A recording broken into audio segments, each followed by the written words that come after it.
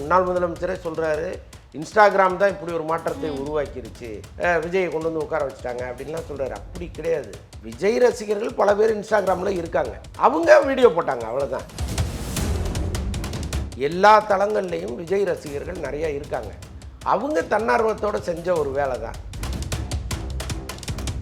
இப்போ இது ஏன் வந்து நார்த் இந்தியா வரைக்கும் போச்சு அப்படின்னா, இப்போ நிறைய மீடியாக்களில் விஜய் வர்றது, அவர் அந்த பதவி இருக்கிறது, அவருடைய பொதுக்கூட்டங்கள், அவருக்கு வர்ற கூட்டம், இதெல்லாம் போடும்பொழுது என்னென்னா ஒரு ஆச்சரியம் வரும். அங்கே உள்ளவங்களுக்கு யார் அது, திடீர்னு ஒரு இளம் தலைவர் வராரு, அவருக்காக இவ்வளோ பெரிய கூட்டம், 40 பேர் செத்தாங்கலாம் சொல்கிறாங்களே.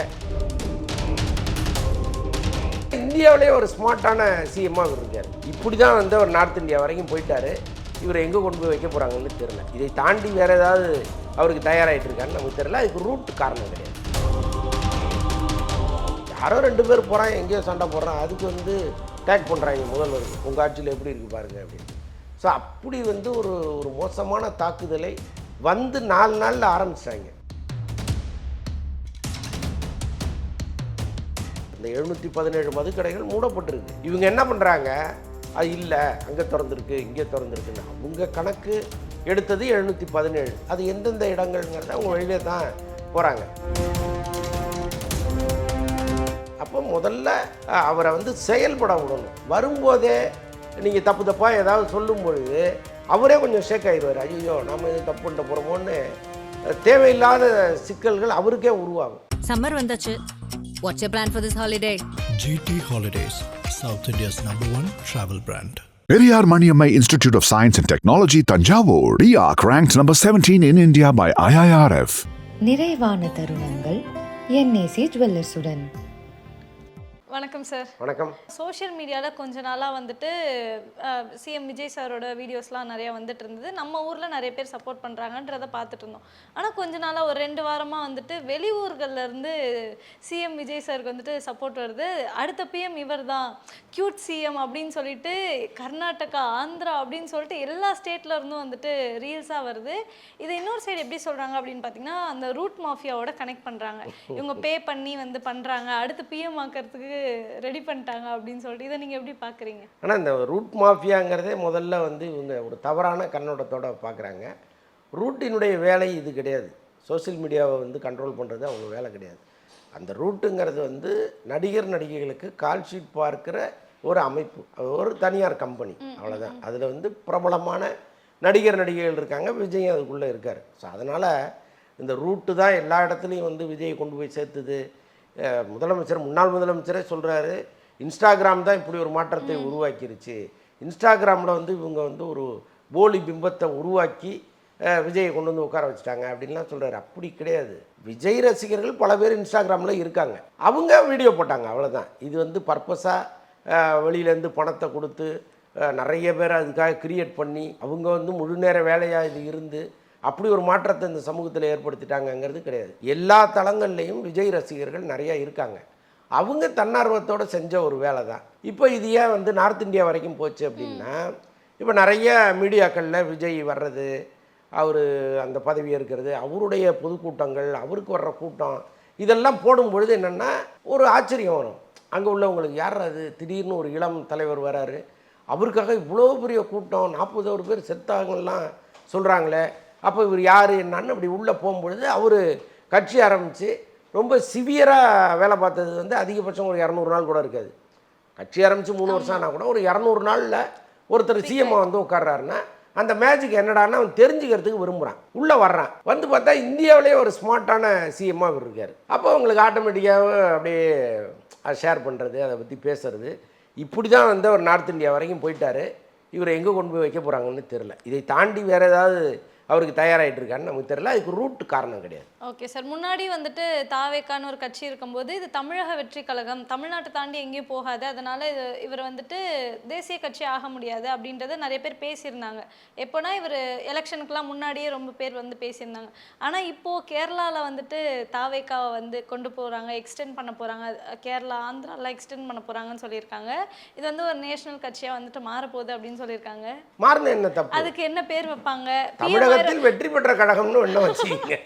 தமிழக வெற்றி கழகம் வந்து தமிழகத்தில் வெற்றி பெற்ற கழகமாக மாறும்போது, அவ்வளோதானே. ஸோ அதனால் அதில் ஒன்றும் காம்ப்ளிகேஷன் பெருசாக இருக்க போகிறதில்ல.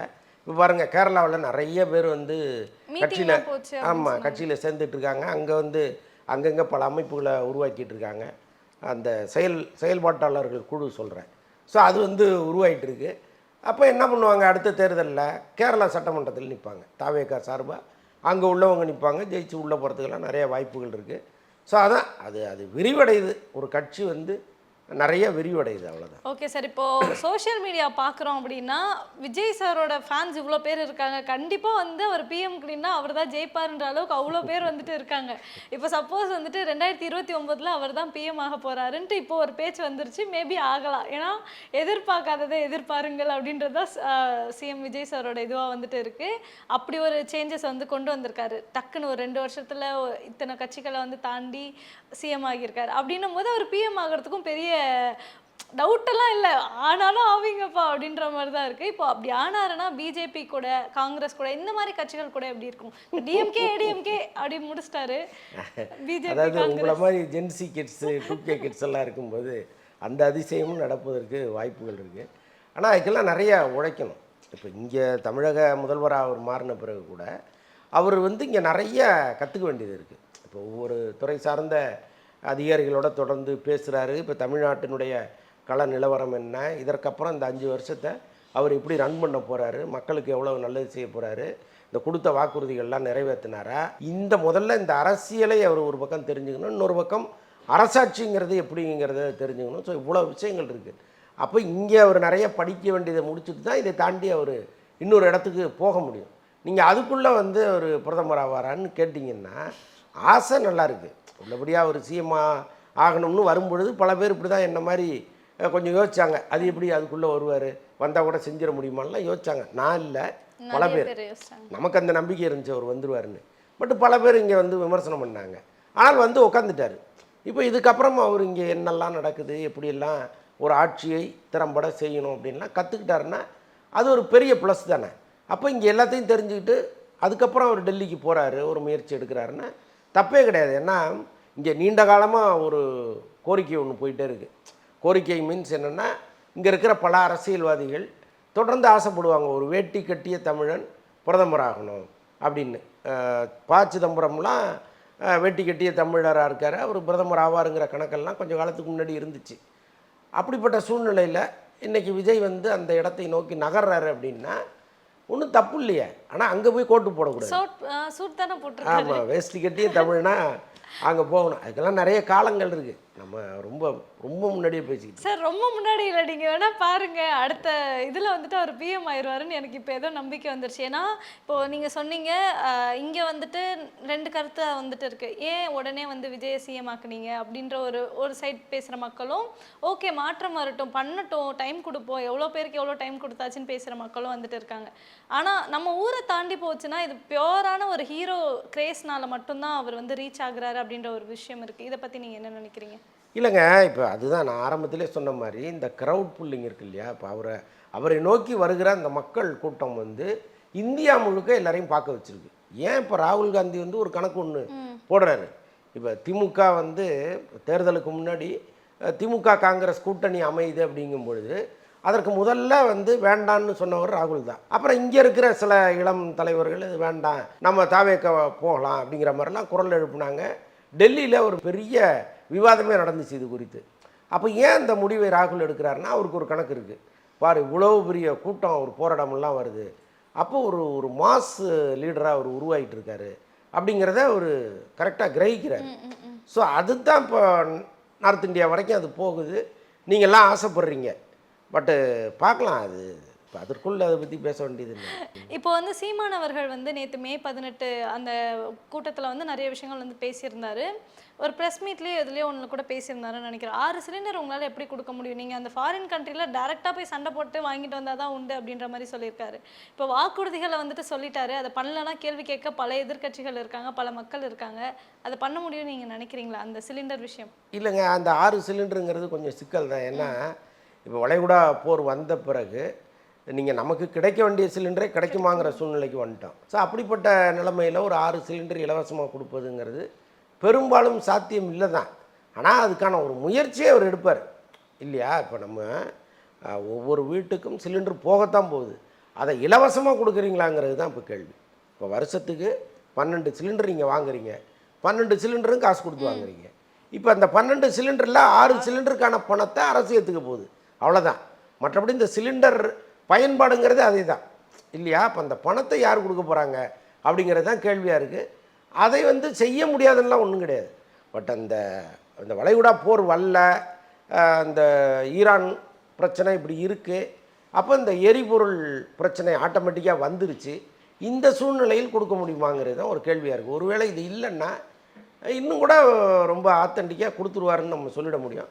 பட் எல்லாமே இப்போ உடனே நம்ம நெருக்கடி கொடுக்குறதுல நியாயமே கிடையாது. யாராக இருந்தாலும் சரி, நீங்கள் ஒரு கட்சி வாக்குறுதி கொடுக்குது, 5 வருஷம் அவங்க அமைதியாக இருந்துட்டு அந்த தேர்தல் நெருங்குற நேரத்தில் அந்த வாக்குறுதிகள் நிறைவேற்ற ஆரம்பிக்கிறாங்க. ஆனால் இவர் உட்காந்து ஒரு 10 நாள் கூட ஆகலை, அதுக்குள்ளே இதை ஏன் கொடுக்கல, அதை ஏன் கொடுக்கல. இன்றைக்கி பாருங்கள், கிளாம்பாக்கத்தில் 2 பேரும் அடிச்சுக்கிட்டு சண்டை போட்டுட்ருக்காங்க. பாருங்கள் உங்கள் ஆட்சியில் என்ன நடக்குதுன்றேன். ஏன்னா ரோட்டில் இருக்கிற தெரு சண்டையாம் இல்லாமடா முதல்வர் பொறுப்பு ஏற்றுக்க முடியும். யாரோ 2 பேர் போகிறான், எங்கேயோ சண்டை போடுறான், அதுக்கு வந்து டேக் பண்ணுறாங்க முதல்வருக்கு, உங்கள் ஆட்சியில் எப்படி இருக்குது பாருங்கள் அப்படின்ட்டு. ஸோ அப்படி வந்து ஒரு மோசமான தாக்குதலை வந்து 4 நாளில் ஆரம்பிச்சிட்டாங்க. அப்போ இதை கேட்கும்போது ஒரு பக்கம் நமக்கு எரிச்சலாக இருக்குது. பட்டு இதுக்கு நடுவில் தான் அவர் சொன்ன ஒவ்வொரு வாக்குறுதிகளையும் நிறைவேற்ற வேண்டியது இருக்குது. வெயிட் பண்ணி பார்ப்போம். ஓகே சார், அடுத்து வந்துட்டு நிறைய விஷயங்கள் இப்போது அந்த பஸ் வந்துட்டு பெண்களுக்கு எல்லா பஸ்ஸும் ஃப்ரீன்னு சொன்னது இன்னும் வந்துட்டு அமலுக்கு வரல. அதுக்கப்புறம் இந்த 2500 ரூபாய்க்கு டைம் கேட்டார், அதனால நாங்கள் டைம் கொடுத்துறோம் அப்படின்னு சொல்லிட்டு எல்லா பெண்களும் வந்துட்டு நீங்கள் பொறுமையாக பண்ணுங்கள் சார், நாங்கள் வெயிட் பண்ணுறோம் அப்படின்ட்டு இருக்காங்க. இந்த பஸ் விஷயம், அப்புறம் இந்த ஒயின் ஷாப் மூடுற விஷயம், பாதி பேர் மூடிட்டாங்கன்னு சொல்கிறாங்க, பாதி பேர் மூடலன்னு சொல்கிறாங்க. இதை பற்றிலாம் ஒரு இது போயிட்டுருக்கு, கான்ட்ரவர்சியாக போயிட்டுருக்கு. இதை பற்றி நீங்கள் என்ன நினைக்கிறீங்க? இல்லைங்க, இப்போ ரஜினி ரீசெண்டாக ஒரு இன்டர்வியூ கொடுத்தாங்க. அதில் என்ன சொல்கிறாரு, ஒரு 2 வருஷம் அவரை இயங்க விடுங்கன்றார். ஒரு 2 வருஷம் அமைதியாக இருங்க, அதுக்கப்புறம் உங்கள் கேள்விகளை நீங்கள் கேளுங்க, உங்கள் விமர்சனங்களை வைங்கிறாரு. ஸோ அதுதான் நியாயமானதும் கூட. கமலஹாசன் என்ன சொல்கிறாரு, 6 மாதம் வெயிட் பண்ணுங்கள், அதுக்கப்புறம் நீங்கள் விமர்சனங்களை வைங்கன்றார். ஸோ அதனால் அந்த ப்ரீத்திங் டைம்னு ஒன்று கொடுக்கணும். முதல்ல அவர் இங்கே என்ன நடக்குது, அங்கே என்ன நடக்குது, ஒரு துறையிலும் என்னென்ன பிரச்சனைகள் இருக்குங்கிறத கிரகிக்கிறதுக்கே ஒரு 2 மாதம் ஆயிரும். அப்போ அது வரைக்கும் நம்ம பொறுமையாக இருந்து அந்த கேள்விகளெல்லாம் கேட்கணும்.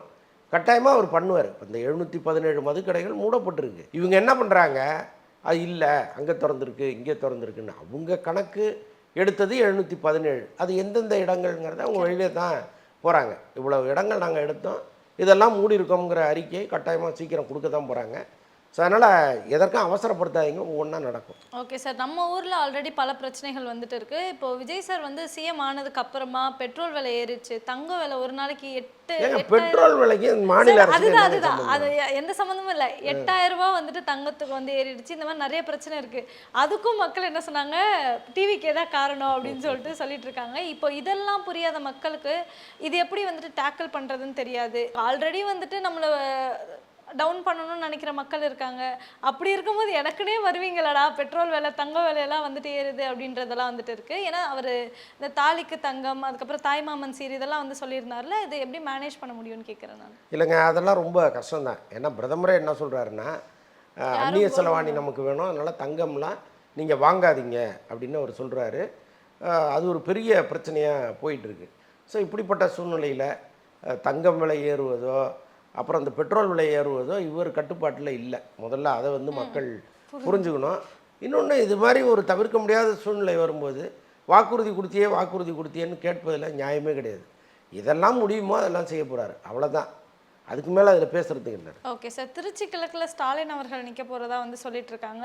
ஒரு சைடு மக்கள் நீங்கள் வாங்க பார்க்கலாம் அப்படின்னு சொல்கிறாலும், இன்னொரு சைடு இன்னொரு தோல்வியை நீங்கள் வந்து சந்திக்க போகிறீங்களா அப்படின்னு சொல்லிட்டு வந்துட்டு இருக்காங்க. இப்போ அவர் நின்னாருன்னா அவருக்கு ஆப்போசிட்டில் யாரை நிற்க வைப்பாங்க, எப்படி இருக்கும் அந்த களம்? இல்லை, அதுக்கெல்லாம் பெரும்பாலும் வாய்ப்பு இல்லைங்க. அவங்க கட்சியை சார்ந்தவர்கள் அவர் அங்கே நிற்கணும்னு விருப்பப்படுறாங்க. சில ஊர்களில் அந்த தீர்மானத்தை போட்டிருக்காங்க. ஆனால் அவர் அங்கே நிற்பதுங்கிறது நீங்கள் சொன்ன மாதிரி ஒரு ரிஸ்க்கு தான். ஏன்னா இப்போ விஜய் அலை இன்னும் ஒன்று அடித்து வந்துருச்சு, இந்த அலை இன்னும் ஓயலை. இது இன்னொரு 5 வருஷம் 10 வருஷம் தொடர்கிற ஒரு அலையாக தான் இருக்குது.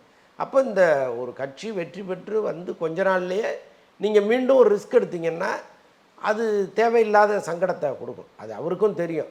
ஸோ அதனால் தொண்டர்கள் விரும்புகிறாங்கங்கிறதுக்காக அந்த வேலையை அவர் செய்ய மாட்டார். அங்கே இருக்கிற யாராவது ஒருத்தர் தான் நிற்பாங்க. Okay sir. இப்போ அந்த அமைச்சர்கள்லாம் பதவி கொடுத்தாங்க இல்லையா, அதில் வந்து மக்களுக்கு நிறைய டிசப்பாயின்மெண்ட் இருக்குது சில பேருக்கு. எல்லாருக்கும் நான் சொல்லலை, பொதுவாக சொல்லலை, சில பேருக்கு. இப்போ ராஜ்மோகன் அவர்களை வந்துட்டு பள்ளி கல்வித்துறைக்கு வந்து போட்டிருக்காங்க. அவரோட பழைய வீடியோஸ்லாம் எடுத்து போட்டு இவங்கெல்லாம் பள்ளி கல்வித்துறையாக இருக்க முடியுமா? அன்பில் மகேஷ் கூட ஒப்பிட்டு வந்து பேசிகிட்டு இருக்காங்க. இதை நீங்கள் எப்படி பார்க்குறீங்க? அவர் என்னெல்லாம் பண்ணுவாருன்னு நீங்கள் எக்ஸ்பெக்ட் பண்ணுறீங்க? இல்லைங்க, ஒருத்தருக்கு ஒரு பொறுப்பு வரும்போது அவருடைய செயல்பாடுகள் என்ன இருக்குன்னு முதல்ல பார்க்கணும். அவரை விமர்சிக்கிற அளவுக்கெல்லாம் ஒரு ஒன்றும் மோசமான நபர் கிடையாது. அவர் ஒன்றும் பெரிய கிரைம்லாம் இங்கே பண்ணிட்டு வரல. இன்னொன்று, காமராஜர் வந்து எத்தனாவது படிச்சிருக்கிறார்? 2வது 4வது தான் படித்தார். அவரே ஒரு திறம்பட ஒரு ஆட்சியை இங்கே கொடுத்தவர். நீங்கள் செய்யணுங்கிற எண்ணம் இருந்துட்டால் போதும். நீங்கள் இதுதான் படிச்சிருக்கணுங்கிற அவசியம் கிடையாது. இப்போ போன முறை வந்து மா சுப்பிரமணியம் அவர்கள் வந்து சுகாதாரத்துறை அமைச்சராக இருந்தார். அவருக்கும் எம்பிபிஎஸ் படிப்புக்கும் ஏதாவது சம்மந்தம் இருக்கா? இல்லை. ஆனால் அந்த துறையில் அவரை போட்டிருந்தாங்க. சரியாக தானே செஞ்சார் அவர். அப்போ நீங்கள் ஏன் எம்பிபிஎஸ் படிக்கலை? எம்பிபிஎஸ் படிக்காத ஒருத்தருக்கு ஏன் அந்த துறையை கொடுக்குறீங்கன்னு யாராவது கேட்டாங்களா? இல்லை. அந்த மாதிரி தான் இதுவும். அப்போ முதல்ல அவரை வந்து செயல்பட விடணும். வரும்போதே நீங்கள் தப்பு தப்பாக ஏதாவது சொல்லும் பொழுது அவரே கொஞ்சம் ஷேக் ஆகிடுவார். ஐயோ நாம் எதுவும் தப்பு பண்ண போகிறோமோன்னு தேவையில்லாத சிக்கல்கள் அவருக்கே உருவாகும். அப்போ ஃப்ரீயாக விடணும். நீங்கள் வந்திருக்காரு, அவருக்குன்னு ஒரு விஷன் இருக்கும். அது என்னங்கிறத பார்ப்போம். ஒருவேளை அவர் சரியாக செய்யாத பட்சத்தில் நீங்கள் இந்த குரல் கொடுங்க, தப்பே கிடையாது. ஏன்னா நம்மெல்லாம் சேர்ந்து சரியாக இருக்கிற நேரத்தில் சரின்னு சொல்லணும், தவறாக இருக்கிற நேரத்தில் தவறுன்னு சொல்லணும். அதுக்கு தான் நம்மளாம் இருக்கோம். அப்போ கொஞ்சம் டைம் கொடுக்கணும். அவர் என்ன செய்கிறாருங்கிறத பார்க்கணும். இப்போ பாருங்கள், மும்மொழி கொள்கை தொடர்பாக ஒரு பெரிய விவாதம் இங்கே வருது. நீங்கள் ஆட்சி இன்னும் அமையவே இல்லை. இப்போ புதியவர்கள் வந்திருக்காங்க. மத்திய அரசு வந்து எப்படியாவது அந்த 3வது மொழி இதை கொண்டு வந்து திட்டத்தை கொண்டு வந்து இங்கே நுழைச்சிருவாங்க, இனிமேல் எல்லா ஸ்கூல்லையும் ஹிந்தி தான் அப்படின்லாம் மிரட்டினாங்க. பட் அவர் என்ன சொல்கிறாரு? தெளிவாக இருமொழி கொள்கை தான், ஆங்கிலமும் தமிழும் தான் தெளிவாக சொல்லிட்டாரு. அப்போ இதுக்கப்புறம் நீங்கள் அவர் எப்படி விமர்சனம் பண்ணுவீங்க? அப்போ எல்லாத்துலேயும் அவர் சரியாக இருப்பாருன்னு முதல்ல நம்பணும். நம்ம இந்த ஷூட் வரதுக்கு முன்னாடி பப்ளிக் ஒப்பீனியன் போயிருந்தேன். 10 நாள் வந்துட்டு ஆச்சு விஜய் சார் வந்து சிஎம் ஆகி. எப்படி இருக்க ஆச்சு? ஏதாவது மாற்றம் பார்க்குறீங்களா அப்படின்னு சொல்லிட்டு, என்னெல்லாம் வேணும் உங்களுக்கு அவர்கிட்ட இருந்து, என்னெல்லாம் எதிர்பார்க்குறீங்க அப்படின்னு சொல்லி கேட்டிருந்தேன். அதுக்கு சில பேர் என்ன சொன்னாங்க அப்படின்னா, ஒரு மூவி நடிக்கணும் மறுபடியும் அப்படின்னு சொல்லிட்டு சொன்னாங்க. எப்படி சிஎம்மாக இருந்துட்டு எப்படிங்க மூவி நடிக்க முடியும்? எங்க 8 to 6 தானங்க ஜாப், 10 to 6 தானங்க ஜாப், அதுக்கப்புறம் நடிக்கலாமே அப்படின்னு சொல்லிட்டு ஒரு இது பண்ணுறாங்க. எனக்கு நிஜமாவே தெரியல. நான் சொன்ன கவர்மெண்ட் வேலைலாம் செஞ்சால் படம் இன்னொரு வேலை பண்ணக்கூடாதுங்க அப்படின்னு சொல்லிட்டு சொன்னேன். இல்லைங்க, பண்ணலாம், ஃபேன்ஸ்க்காக பண்ணலாம், நீங்கள் ஒரு ரெக்வஸ்ட்டாக சொல்லுங்கள் அப்படின்னாங்க. இதுக்கு எதாவது வாய்ப்பு இருக்கா? ஜனநாயகன் படம் எப்போ வரும் அப்படின்றத சொல்லிட்டீங்கன்னா அப்படியே நல்லாயிருக்கும். இல்லைங்க, அவர் திரும்ப நடிப்பதற்கெல்லாம் வாய்ப்பே கிடையாது. ஏன்னா தேர்தல் முடிவுகள் வேறு மாதிரி இருந்ததுன்னா கட்டாயமாக அவர் திரும்ப நடிக்கணுங்கிற கோரிக்கையை நம்மளே சொல்லலாம். பட் அவர் முதல்வர், அவருக்கு வந்து 1000 வேலைகள் இருக்கும். இந்த 24 மணி நேரமே பத்தாது. இன்னும் போக போக அவருக்கு இன்னும் நிறைய வேலைகள், ப்ரெஷர்கள் ஜாஸ்தி ஆகிட்டே இருக்கும். இப்போ அவர் எப்படி சினிமாவில் வந்து நடிக்க முடியும்? சொன்னால் அதற்கு வாய்ப்பு இல்லை. பட் ஜனநாயகன் படம் வந்து ஜூன் 22 ஒரு பிறந்தநாளை ஒட்டி வருதுன்னு நம்ம ஏற்கனவே நம்ம பேசணும். ஸோ அதனால் அதில் ஒன்றும் பிரச்சனை இல்லை, ஜனநாயகன் வந்துடும். Okay sir. இப்போ ஜனநாயகன் தான் அடுத்து இருக்க பெரிய படமா, இல்லை அதுக்கப்புறம் ஏதாவது வரதுக்கு வெயிட் பண்ணிட்டு இருக்கு? நிறைய படங்கள் இருக்கு, ஆனால் ரொம்ப பெரிய படம்னா ஜனநாயகன் தான். ஜனநாயகன் தான். ஆமாம், அது எதிர்பார்த்த அளவுக்கு. ஏன்னா இப்போ இவ்வளோ லீக் ஆகிடுச்சு, மக்கள் வந்துட்டு இன்னமும் வந்து நாங்கள் நிறைய பேர் பார்க்காம இருக்கோம், அதை வந்து ஸ்க்ரீனில் தான் பார்க்கணும், தியேட்டரில் தான் பார்க்கணுன்ற ஒரு மாதிரி வெறியாக இருக்காங்க. அவங்களுக்குலாம் வந்துட்டு ஃபுல்ஃபில் பண்ணுமா அந்த படம்? இல்லைங்க, விஜய் படம் வந்து எப்பவும் வரும்போது என்ன ஓப்பனிங் இருக்குமோ அது கட்டாயமாக இருக்கும், அந்த வசூலும் கட்டாயமாக வரும். முன்னை விட இப்போ அதிகமாக அந்த படத்தை பார்க்கணுன்னு காத்துட்டு இருக்காங்க பல பேர்.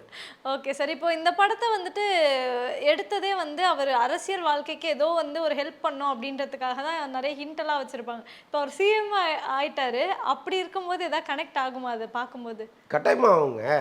அவர் வந்து இந்த ஊழல் அமைச்சர்களை நோக்கி தான் பல வசனங்கள்லாம் பேசியிருக்காரு.